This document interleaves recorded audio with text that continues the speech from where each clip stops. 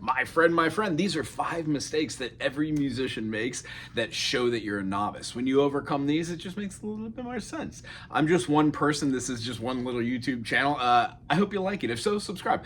So what a lot of people do in the beginning when playing is when you do your setup, there are technical difficulties. Like you get everything set up and your guitar doesn't have a battery in it. So when you plug in, you can't hear anything. Or guitarists do this all the time. The tuner stays on your guitar and your instrument goes dead in the first 15 seconds of playing. Another thing is that setup has to be done the same way each time, every time. If you set up different variations of what your stage looks like and you don't have all of your songs together, you can't figure out your intros and outros of what's going on, it makes it very difficult if there's a on-stage technical difficulty. So the number one thing is know your gear. That means that always have a backup set of strings for any string players, have an extra reed or two. I mean, going as far as having extra corking and glue is a little far. I would say having extra cords that could go in, extension cords, power cords, always needing to go an extra 5 feet, 10 feet.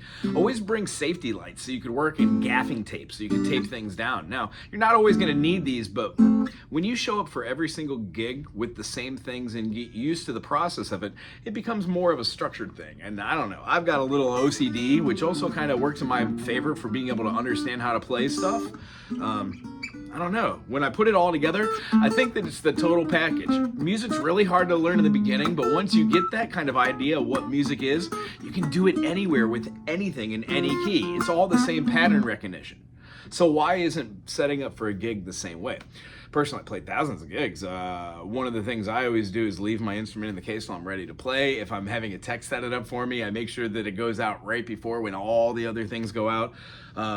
I never really noodle on stage before I go on, so everything needs to be set perfectly.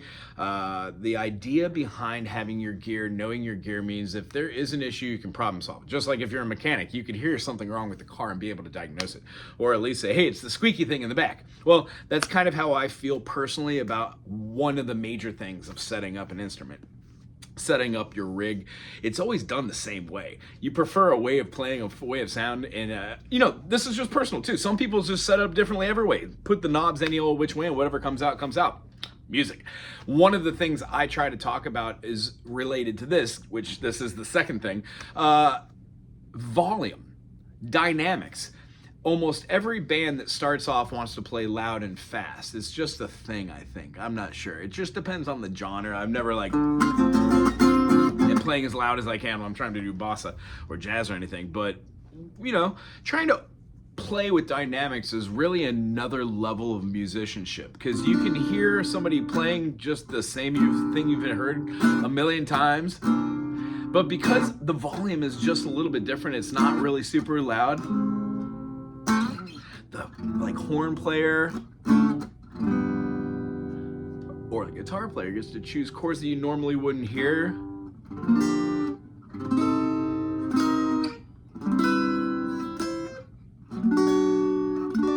When you're able to hear chords in your head and you want to give them while playing, it's really, really super unfortunate that most songs are just like 1, 4, and 5. There's a lot more to just 1, 4, and 5 if you combine different chords over the top. Chord leading, tone leading. So on a certain level, there's just a lot more you can do with chords, like the beautiful minors with 7s and 13s and 11s and 9s and blah, blah, blah, blah, blah. So being able to leave it a little space and know that you don't have to play so loud. For all genres, there's a certain level that you play. You're not going to play heavy metal or rock and roll on 2. So there's a fine line, but introducing dynamics into the songwriting process, for me at least, has allowed me to open up space for different ideas of creativity. That's the only thing I wanted to make a point on. Which, going to the third one, tuning. Third one should have been the first, but the idea is you should know how to tune your instrument.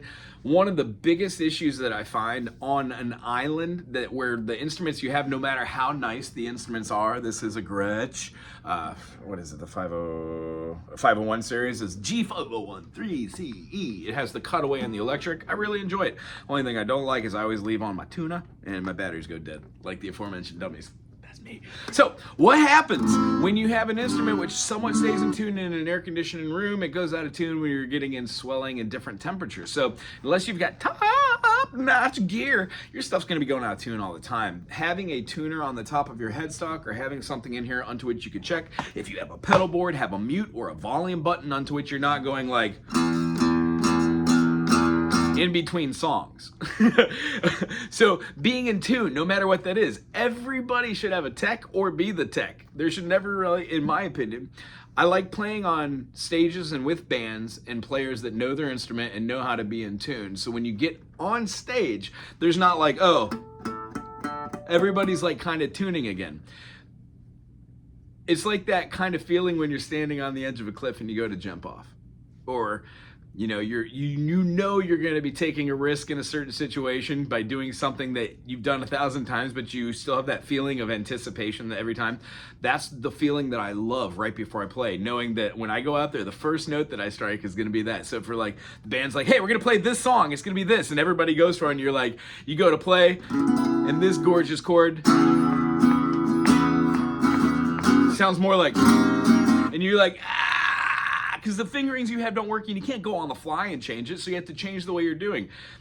It is something else to have technical difficulties on stage, but it is something else to be out of tune and not be able to get back in tune. Now that's as the role as the musician. Switch it around. As the observer or the viewer or the listener, if you're able to hear a chord like this A minor, but when you hear it, you could definitely hear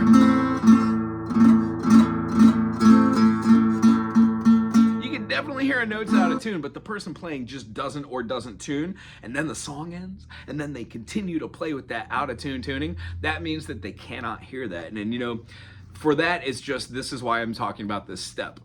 Tune every day. Put your guitar out of tune, put your ukulele out of tune, go bong bong bong, and go, oh, I can hear these notes now.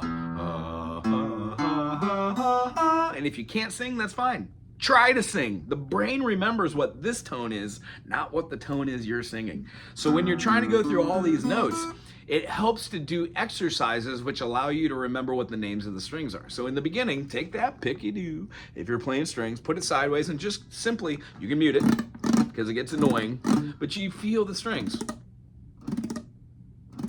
When you go to tune, you just play your E. When you go to the 7th fret on the A string of a guitar, because this is tuned in fifths, that will be the same pitch, but it will be an octave higher, meaning it has a P8 or a whole scale above. When we play this, it works for every string. The only string it does not work for is the next string. The instrument is tuned in a different way. It has it in fourths, meaning when I play the lowest string, I can count E, F, G, A. That goes up to the next string. When you play the A string open and go A, B, C sharp, B, you get the next string open. So to be in tune, there's a subject to matter where you play the harmonic on the 5, harmonic on the 7, and both of those tones should be the same wavelength. And you will hear them if they're off. And you bring it up so it's absolutely perfect, and the same thing. Your ear will adjust to it. If you do this every single day, you will get better at it. Don't rely on a tuner unless you're live. Then do it by ear and check it with the tuner. That's the whole point of the tuner, in my opinion. Again, just one person, yarbity barbity bar, which leads into the next thing. We've got the covered list of, know your gear. Know what happens, know how to fix it, have backups, have strings, have somebody could do a quick string change there, have extra patch cables, bring extra microphones. And if these aren't things you can't do, know how to fix something on the fly. Nothing worse than having a broken kick drum and having 2 more hours to play. So after tuning, I would say another really responsible way to play and go about this is to have charts. Now, Many bands do not play with charts, and there's many people who observe music and say that they don't like musicians who play with laptops or iPads or music stands or chord charts. Now, for certain types of music, there are different types of movements that are really ridiculous, and most players that I play with, like horn players, would need to have a chart if we were doing something like a, what is this, Gershwin?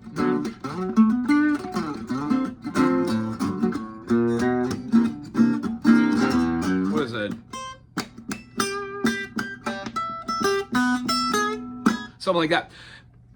I would need to have that scripted out in front of me so I could take a quick look and know where my form is, A section, B section. I don't remember all the different moving parts. It's because it's not just a traditional progression, although that one kind of is.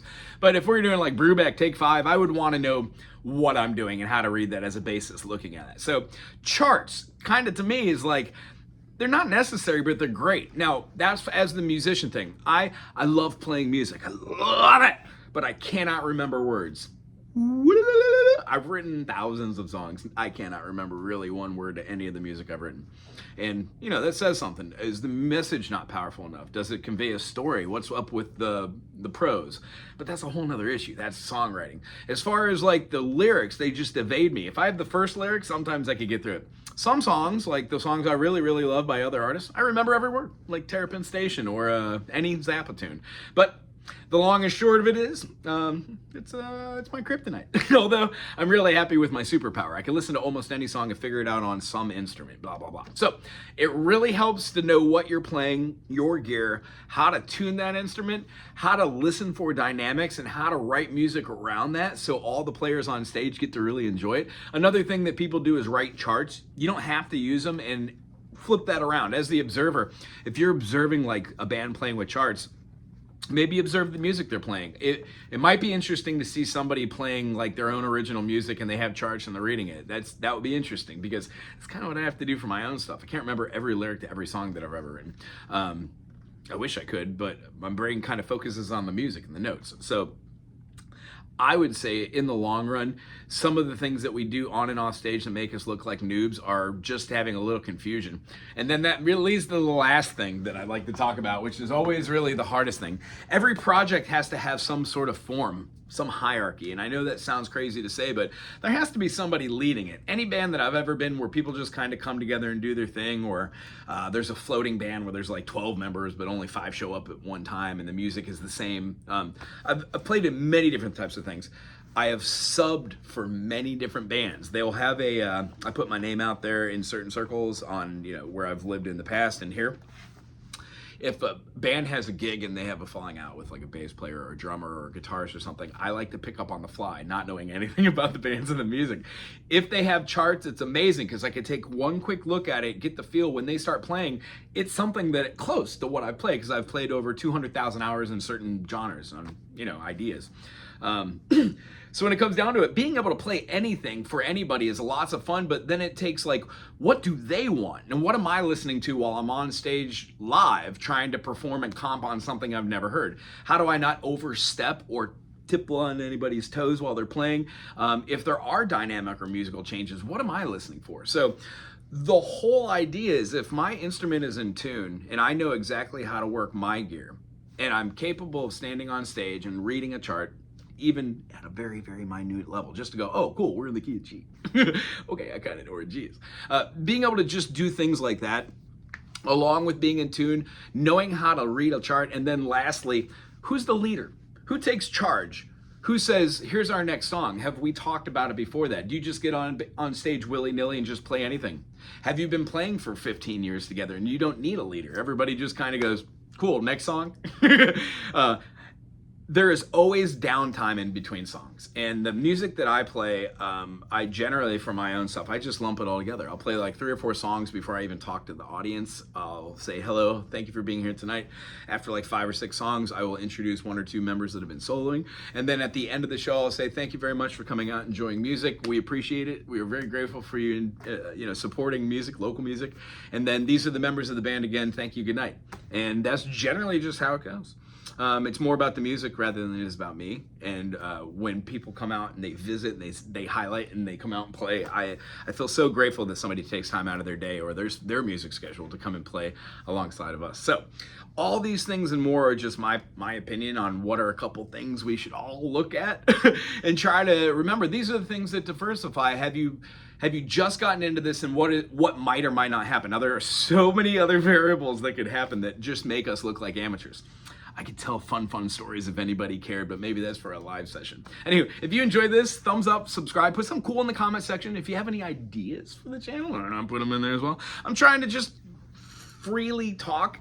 This channel is pretty much kid friendly. I have a couple moderators that keep it that way, and we don't discuss subject matters that are inappropriate. It's just kind of music and life and having fun. If you enjoyed this, subscribe again and check out the channel. Why don't you? Aloha.